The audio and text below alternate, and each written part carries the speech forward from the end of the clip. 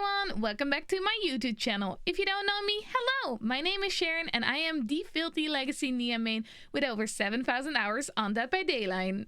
On this channel we do a lot of educational DBD videos such as game and perk guides, montages and more. I'm super excited to teach you things and I hope you're excited to learn and watch my videos. In today's video, I'm going to be teaching you how to use your Sprintburst more efficiently because a lot of people don't do that. So let's get started with the video and hopefully you will learn a lot.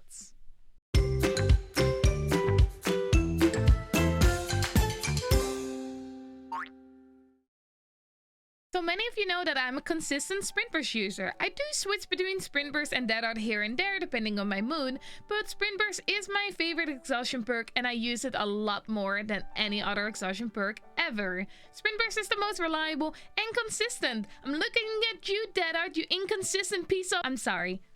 Dead Art tilts me. Everyone knows how much Dead Art is super inconsistent and annoying.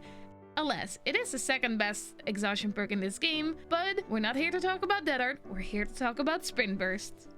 So during a lot of my streams, I get people consistently commenting on my Sprintburst, asking why I use it because it's so useless, or asking me why do you use it, you have to walk all the time, and honestly, that's not really the true if you know how to use your Sprintburst.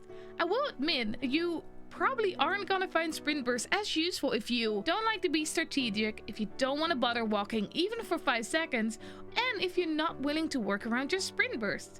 So perhaps watching this video, you're gonna still stick to your conclusion that you won't find Sprintburst useful, and that's okay. Every perk works for different people, but I do hope you will give this video a chance and try to really see the value of Sprintburst, as it is an amazing perk. Let's start with a few tips and tricks to get you going. And don't worry, there will be video and image material to showcase what I mean. Let's start with the first tip that is the most universal tip and that you're gonna base around most of your strats with Sprintburst. Number 1, 99ing your Sprintburst. Now you ask me, what does that even mean, Sharon? Here, let me explain. Every time you use your exhaustion perk, no matter which exhaustion perk it is, a timer appears on the right side of your screen. This timer will indicate that your perk has been used and is currently on a cooldown, aka you cannot use it until it's off cooldown. It will show you when it's about to get up again. As you can see in the video, the icon of the exhaustion timer is slowly going down. This is because I'm working on a generator. When you're running, the timer pauses. This is to avoid an exhaustion perk to come back up in a chase for the second or even the third time. Now 99ing means that when the timer is so close to being finished, you start running, making it so the timer is paused until you decide to stop running. When you have your Sprintburst 99, you can stand still or walk for 1 second to make it go up again and pull off a lot of cool plays whilst doing so. Now, no exhaustion perk really requires you to 99 apart from Sprintburst, as Sprintburst is the only exhaustion perk that doesn't require you to perform a very specific action or press a button that you can easily avoid, such as pressing E on Dead Art or jumping from a really high area with balanced landing. Now let's give you some situations as to where you can 99 your Sprintburst, making it so you waste your Sprintburst less, therefore making Sprintburst more useful. Number 2, the generator strat. A lot of people don't know this trick, but whenever you're on a generator with fellow survivors and your Sprintburst is coming up soon, judge the state of the generator. If you're about 80% done, the generator is not in danger of being regressed by, let's say, Pop Goes the Weasel, and the killer is nowhere near, what I like to do is leave that generator and run towards my next objective. With 80% of the generator being done, you can almost straight up assume that the generator is gonna get done with or without you there. Now, whilst doing this, it will pause your timer, therefore you can run around freely, not wasting your Sprintburst and having your Sprintburst up for the next time if the killer finds you on your new objective. Number 3, the unhooking strat. This is kind of the same strat as the generator one, but in a different scenario. Once you unhook a survivor and your Sprintburst is about to come up, look around. Perhaps there's a generator fairly close to you both. If this is the case, then you can wave towards the unhooked survivor to tell them to follow you. You can run and lead them towards the generator and heal them there. This way your Sprintburst comes up in front of the generator, so when you're done with healing, you can just get on the generator, you don't have to run, and you will have your Sprintburst up in case the killer finds you. Number 4, the in-chase strat. paying attention to your exhaustion timer of the sprint burst in a chase is something that a lot of people don't do, yet is extremely useful and can come in handy. Once you start paying attention, you will notice that there are cases of your exhaustion being super close to being done, meaning you will be able to use the perk again in the chase.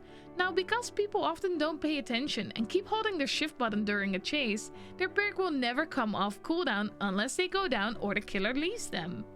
If you start paying attention to the exhaustion and you notice it's almost up, during the times when you vault a window or a pallet, you often have the time to just casually start walking or stand still. This makes it so your exhaustion will come off cooldown and therefore you can use it to gain more distance between you and the killer and run to the next tower of your looping choice. Using this strat can definitely save you from taking unnecessary hits or even go down. And the last tip, number 5, the spawn tech. Now, this isn't a 99-year Sprintburst strat, but I still think it's useful to mention as this can help a lot when it comes to the beginning of the game. When you spawn in, the first instinct of a lot of survivors is to run. Whilst this isn't necessarily a bad instinct, it is for when you have Sprintburst. This can make it slightly inconvenient for you as you do have the chance to run into the killer and then you've already wasted your Sprintburst. Ideally, when using Sprintburst, the best thing to do is to look around first, identify where you spawned, and if there's a generator really close to you, you can just walk towards it. A lot of survivor spawns are close to generators, so when that is the case, it's better to take those extra 5 seconds to walk to the generator, as this results into you not wasting your Sprintburst and being able to use it if the killer ends up finding you. Now, this might make you think, but this is exactly the reason why I don't want to use Sprintburst. I don't want to walk. Which is fair. This is why I also mentioned in the beginning of the video that if you're not willing to even walk for 5 seconds, then Sprintburst might just not be the perk for you, and that's okay.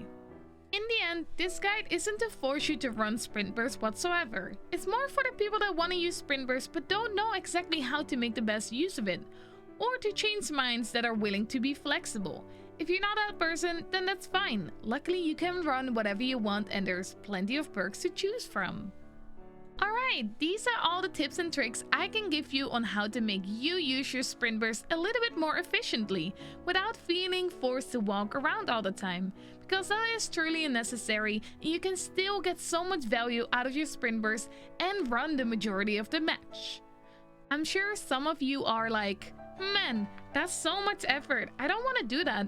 And that is fine. Once again, as I said at the beginning, Sprintburst isn't for everyone, and if you're not willing to adjust to Sprintburst and use it more strategic-wise, then this is just not the perk for you. That's fine. Ain't nobody forcing you to use anything you don't want. However, to my fellow Sprintburst users or the people that want to know how to use Sprintburst more efficiently, I hope this guide has helped you. I hope that a lot more of you guys are gonna use Sprintburst as it is an amazing perk, and I hope you will fall in love with it because it is a really great perk if you know how to use it. Now, this is the end of the guide video. Thank you all so much for watching. I hope you loved it. I hope you feel educated. Make sure to check out all my other videos as they are just as educational as this one. And now, we've arrived at the part that every YouTuber asks you to do. Make sure to like, comment, and subscribe to the channel. And see y'all next time. Bye bye!